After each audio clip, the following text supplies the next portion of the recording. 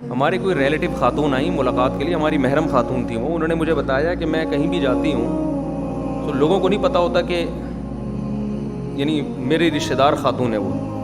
تو بہت سی خواتین مجھے ویڈیو دکھا رہی ہوتی ہیں, یہ مفتی دیکھو یہ انتہائی فضول آدمی ہے, اور ہم اپنے بچوں کو اب اس کے پاس جانے سے روکتے ہیں. کل کی بات ہے, خاتون نے مجھے بتایا, میں نے کہا آپ جب معاشرے میں چلتی پھرتی ہو تو لوگوں کو تو نہیں پتا کہ آپ میری ریلیٹیو ہو, تو کیا تبصرہ ہوتا ہے عورتوں کا نا. مردوں میں تو ہم چلتے ہیں, خواتین کا ہمیں نہیں پتہ چلتا کہ ان کے کیا کمنٹس ہیں. آزاد ذرائع سے ہمیں معلومات نہیں ملتی. کل کوئی خاتون آئی تھی ہماری ریلیٹیو, انہوں نے بتایا کہ میں ایک جگہ بیٹھی ہوئی تو کسی خاتون کو نہیں پتا تھا کہ یہ میری کوئی ریلیٹیو ہے. تو اس نے کہا کہ یہ مفتی کے اتنا فضول قسم کا آدمی ہے, یہ مجھے زہر لگتا, یہ اسٹائل تھا, مجھے زہر لگتا ہے یہ آدمی. موبائل میں دکھا رہی تھی. تو وہ ہمارے جو ریلیٹیو خاتون تھی انہوں نے پوچھا کیوں بھائی ان میں کیوں زہر ہے. کہ میں اپنے بچوں کو روکتی ہوں ان کے پاس جانے سے. بچے جاتے ہیں اور شادی کر رہے ہوتے ہیں, آ کے کیا کر رہے ہوتے ہیں, شادی خراب ہو رہے ہیں بچے. تو ایسی تمام لیڈیز کو جن کو میں زہر لگتا ہوں اور ان کا خیال یہ ہے کہ میں ان کے بچوں کو برباد کر رہا ہوں, ایک چھوٹی سی بات عرض کر کے میں اپنے اصل ٹاپک کی طرف آتا ہوں. دیکھو یہ بالکل ایسے ہی ہے جیسے آپ کو تبلیغ والے زہر لگتے ہیں کہ آپ کے بچوں کو سہ روزے پہ لے گئے, 4 مہینے پہ لے گئے. لگتے ہیں کہ نہیں لگتے؟ ایسے لوگ میں نے دیکھے ہیں کہ یار ہمارے بچوں کو بگاڑ رہے ہیں, زہر لگ رہے ہیں ہمیں. لیکن جب آپ کا بچہ چرسیوں میں بیٹھے گا نا اور بگڑے گا, لڑکیوں کا پیچھا کرے گا بائکوں میں, پھر آپ کو تبلیغ والوں کے علاوہ آپ کے پاس کوئی آپشن نہیں ہوگا. ہمارے فیصل آباد میں ایک دوست ہیں, تبلیغ میں بڑا وقت لگا, بڑے تاجر ہیں. میں نے کہا یار یہاں تبلیغ کی مخالفت کتنی ہے. انہوں نے کہا بعض سب تو اہل حدیث ایسا نہیں کرتے, بعض اہل حدیث بہت مخالف ہیں تبلیغ کے. میں نے کہا پھر کیا کہہ رہے ہیں, لیکن جب ان کے اپنے بچے بگڑتے ہیں نا تو ہمارے پاس ہی لے کر آتے ہیں اس کو سہروزے کی جماعت میں. ان کو پتہ ہے انسان کا بچہ بنانے کا ہمارے پاس اس کے علاوہ کوئی آپشن ہے نہیں.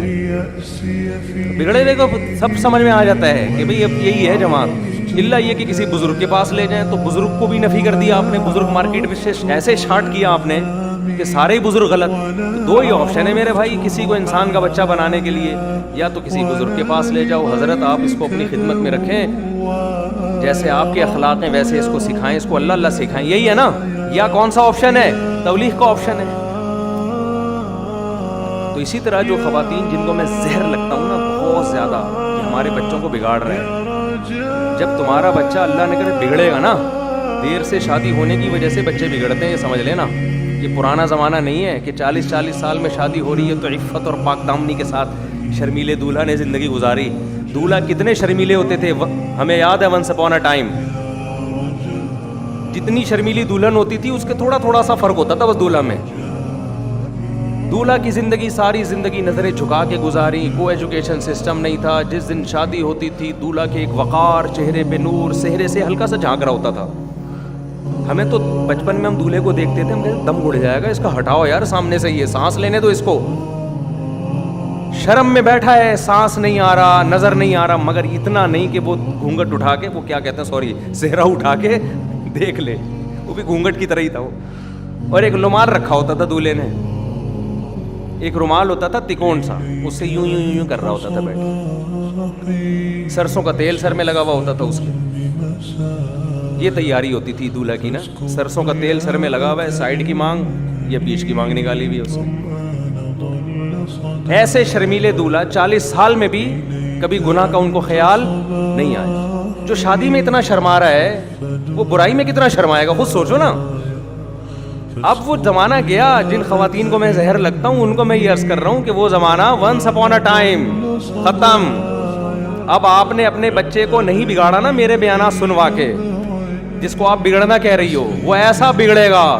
میرے پاس کیسز ہیں, ماں باپ آ رہے ہیں کہ ہم اپنے بیٹے سے کہہ رہے ہیں کم بخت شادی کر لے, انسان کا بچہ بن جا, لیکن لڑکے کو اب لڑکیوں کا ایسا چسکا لگا ہے اب وہ شادی کی ٹینشن لینے کے لیے تیار نہیں ہے.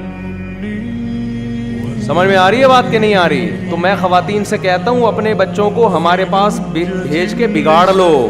خدا کی قسم یہ بگڑنا اچھا ہے اس بگڑنے سے جب وہ خود بگڑے گا.